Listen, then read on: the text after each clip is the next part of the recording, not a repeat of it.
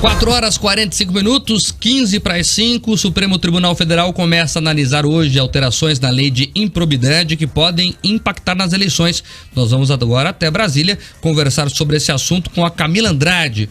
Boa tarde, Camila. Clima tá quente por aí sobre esse assunto ainda?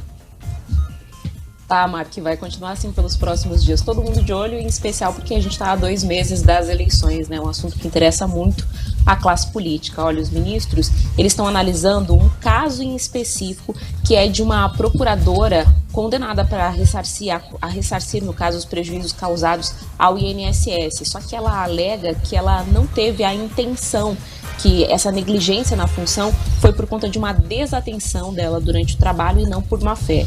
A lei, só para a gente relembrar, ela previa a punição a qualquer servidor que causasse prejuízo aos cofres públicos, por exemplo, enriquecimento ilícito ou por qualquer negligência que fosse no serviço executado, o que inclui a classe política. Só que em outubro de 2021, no ano passado, essa notícia inclusive foi dada aqui pela Jovem Pan, a gente teve uma alteração nessa lei da improbidade administrativa lá no Congresso, que agora exige o dolo, ou seja, tem que haver a comprovação de que esse agente político, de que esse servidor, ele cometeu de fato um erro com a intenção, e não como no caso dessa servidora que, em tese, apenas por desatenção, provocou esse prejuízo aos cofres públicos. E aí o problema é que muitos políticos se enquadram nessa categoria, digamos assim, alegam que teriam causado algum tipo de prejuízo nesses processos que respondem, mas não com a intenção, que não houve, então, o dolo. É o caso, por exemplo, do próprio Arthur Lira, mas também de Antony Garotinho e aqui no Distrito Federal, do ex-governador o Arruda, que inclusive teve uma decisão favorável há poucos dias no STJ, no Superior Tribunal de Justiça, e aí logo na sequência eles recuaram dessa decisão, então ele está aguardando justamente esse entendimento do Supremo para saber se ele vai poder se candidatar agora nas eleições de 2022 ou não. Um levantamento feito pelo Supremo aponta que essa decisão agora da Corte vai afetar pelo menos 1.147 recursos que aguardam esse posicionamento final, mas quando a gente leva em consideração levantamentos feitos pelos ministérios públicos de cada um dos estados, esse número cresce absurdamente. Por exemplo, o Ministério Público do Estado de São Paulo falou em mais de 4.000 recursos, de 4.000 processos que estão aguardando uma decisão ou que podem ser alterados a partir dessa decisão.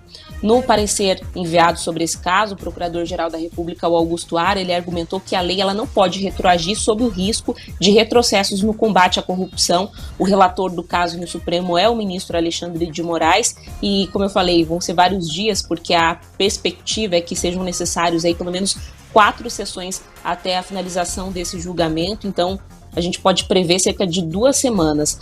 O entendimento que se comenta aqui nos bastidores de Brasília é que os ministros devem acatar, ou seja, seguir o texto que foi aprovado lá no Congresso, apesar de toda essa polêmica envolvendo essa questão de retrocessos no combate à corrupção. Eu procurei as equipes dos nossos parlamentares, dos 30 deputados paranaenses, apenas o Haroldo Martins nos deu um retorno e ele falou justamente sobre essa possibilidade ou essa crença que ele tem de que os ministros vão manter esse entendimento. Vamos ouvir um trechinho do que mais ele diz. Quando não existe uma legislação acerca de alguma coisa, automaticamente não existe a lei para poder ordenar o comportamento em relação a alguma coisa que pode ser ou não pode ser ilegal a partir da criação de uma lei. Mas se a lei não existe, então ela não pode ser julgada em cima de uma lei inexistente. A Constituição brasileira fala que poderá haver a retroatividade a partir do momento em que se beneficia o réu. Então, ela é leniente e não punitiva, ela é para ajudar e não para dar uma punição antes da lei ter entrado em vigor. Os ministros deveriam seguir justamente o texto que veio lá do Congresso aprovado em 2021. Mas vale também lembrar, Mark, que tem outros pontos polêmicos que estão sendo analisados aí junto com essa questão da retroatividade, como, por exemplo, a questão da redução do tempo de prescrição. Tudo isso impacta principalmente a classe política, por isso que esse é considerado um dos julgamentos mais importantes aí previstos para esse segundo semestre lá no Supremo Tribunal Federal, e está todo mundo acompanhando muito de perto.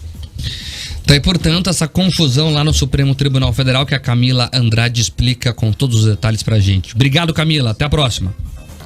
Agora, 4h50, escola, tem pesquisa nova na